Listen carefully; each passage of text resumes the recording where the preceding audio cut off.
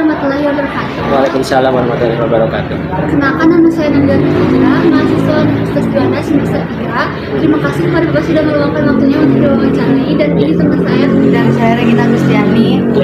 Wawancara ini bertujuan untuk saya dan teman saya agar mengetahui proses pembelajaran yang terkait di kelas 6 terkait dengan metode strategi di kelas 6. Apakah boleh langsung dimulai, Pak? Boleh, Pak. Baik, pertanyaan yang pertama yaitu tentang pendekatan. Pendekatan, ya. Iya. Dalam kegiatan pembelajaran, pendekatan seperti apa yang biasanya Bapak lakukan digunakan agar siswa lebih memahami materinya? Oke, sebenarnya kalau kita berbicara pendekatan, sekarang di pemerintah sendiri sudah lebih didorong. Ada yang namanya deep learning. Deep learning itu kan mungkin pernah belajar deep learning di kelas, yang salah satunya adalah berkesadaran. Terus yang kedua, ada yang tahu? Berkesadaran, terus bermakna dan menggembirakan. Nah, itu biasanya kita sudah terapkan. Jadi BBM itu yang ketiga itu kita sudah terapkan. Berhubungannya dengan apa? Berhubungannya dengan apa yang akan mereka dapatkan nanti. Harus sesuai dengan apa yang mereka jalankan nanti di kehidupan. Berkesadaran, yang pertama berkesadaran itu mereka harus sadar secara penuh bahwa mereka itu sedang belajar. Yang namanya belajar berarti ada peraturan di sekolah. Seperti kita masuk jam 7, berarti tidak harus mereka kita selalu ingatkan masuk jam 7 ya, ternyata masih ada yang terlambat, berarti itu berkesadarannya belum muncul. Nah, bermakna. Nah, di dalam pembelajaran itu tidak hanya bahasanya kita sebisa mungkin memberi materi yang bisa bermakna buat kehidupan mereka sehari-hari. Kalau dalam matematika, mungkin kalau saya pribadi, saya suka contohkan cara mereka jajan, membayar apa yang mereka beli, kembaliannya berapa, itu lebih cepat mereka cerna gitu. Jadi cara bermakna. Yang terakhir yang tidak kalah sebenarnya menggembirakan. Nah, kenapa harus menggembirakan? Jadi jangan seakan-akan pembelajaran itu menjadi beban buat mereka, gitu ya. Jadi mereka tetap harus gembira. Caranya gimana? Yaitu sebisa mungkin guru mencari cara tadi dari strategi, ya, strateginya harus tepat. Jadi jangan sampai kita mencari strategi yang menurut kita benar saja, tapi kita harus mencari strategi yang mereka perlukan, tapi bukan yang mereka inginkan ya. Kalau kita berbicara anak-anak, pasti kalau nanya apa yang mereka inginkan, ya mereka pengennya senang-senang, ice breaking lagi, Pak game lagi, ice breaking. Tapi kita tanya lagi, apakah itu yang mereka butuhkan, gitu. Jangan sampai kita lebih banyak ice breaking, gitu kan, tapi materi mereka tidak pahami. Nah, itu seperti itu.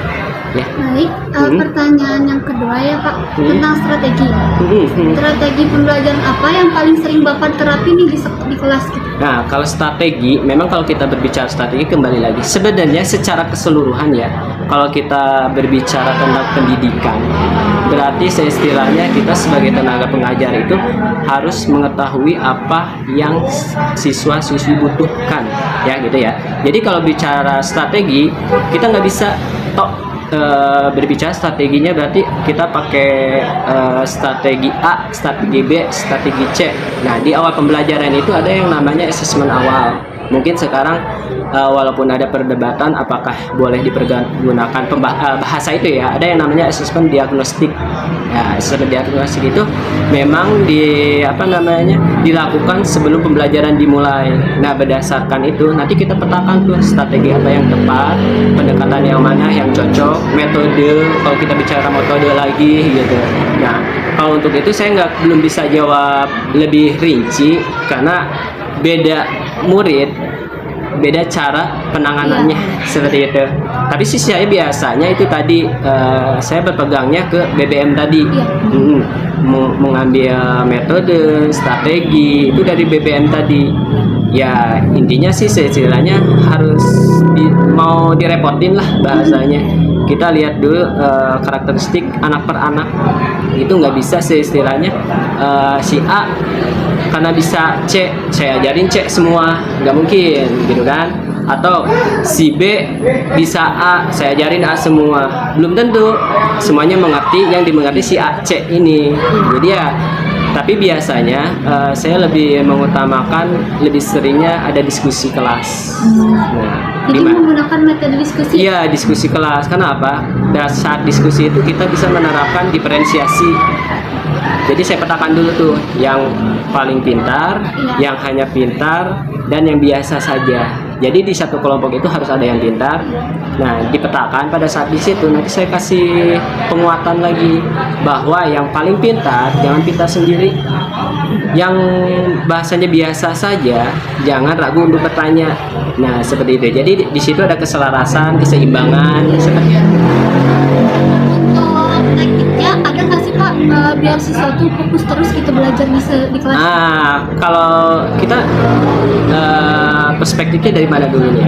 Kalau kita perspektifnya dari fitrah ya, fitrahnya anak-anak, dimanapun itu yang namanya anak-anak ya akan menjadi anak-anak gitu ya. Tergantung kita sabar atau tidak. Nah, untuk melatih kefokusan, ya saya sih ada beberapa strategi yang saya ini.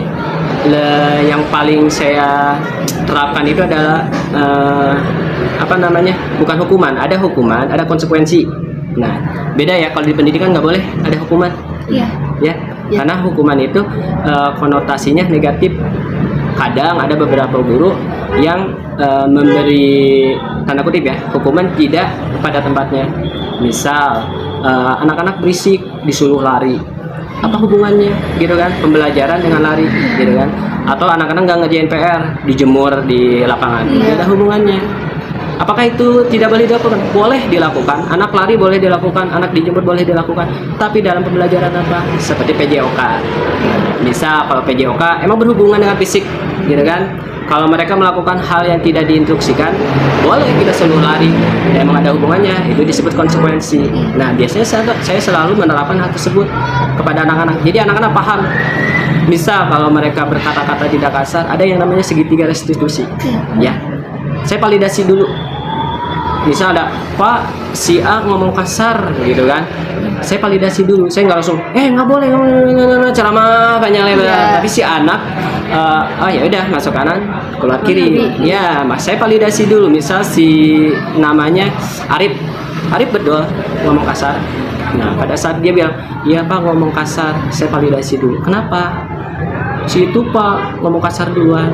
Nah, berarti kan di situ ada perspektif lain tuh di situ. Jadi si anak itu tidak langsung disalahkan atas apa yang menurut temannya tidak baik. Nah, ada validasi, terus konfirmasi. Saya konfirmasi dulu karena Arif tahu kan ngomong kasar itu tidak baik. Saya konfirmasi dulu. Dia mengetahui nggak hal tersebut? Kalau dia mengetahui, berarti dia harus menyadari gitu kan. Kalau dia tidak mengetahui, baru saya kasih penguatan lagi gitu kan. Ya. Nah, yang terakhir berarti saya harus tadi ada yang namanya konsekuensi. Nah, mau tidak mau itu harus diterapkan. Buat apa? Buat kedisiplinan. Jadi pada saat di kelas tuh kita bukan jangan ya bahasanya. Kalau bisa gitu di kelas tuh nggak capek mengoreksi. Jangan capek mengoreksi. Kadang saya kalau istirahat pun saya duduk di kelas gitu ya, sambil ngerjain apa, sambil dengerin. Karena pada saat waktu istirahat anak-anak tuh berubah menjadi diri mereka sendiri. Ya, pada saat istirahat. Kalau lagi pembelajaran ya mereka pada ini sigap, agak kadang deg-degan, ada ini gitu kan. Kalau saya lagi istirahat, saya perhatikan. Kalau ada yang berkata-kata kasar atau melakukan hal-hal yang tidak sesuai dengan ini, saya koreksi langsung. Nah, di situ saat yang tepat biasanya saya untuk mendidik karakter anak ya, seperti itu. Ya. Ada lagi? Udah cukup. Oh, cukup. 3 aja seperti itu. Oke. Ya. Terima kasih ya. Ya, sama-sama. Ya, semangat. Maaf mengganggu waktunya.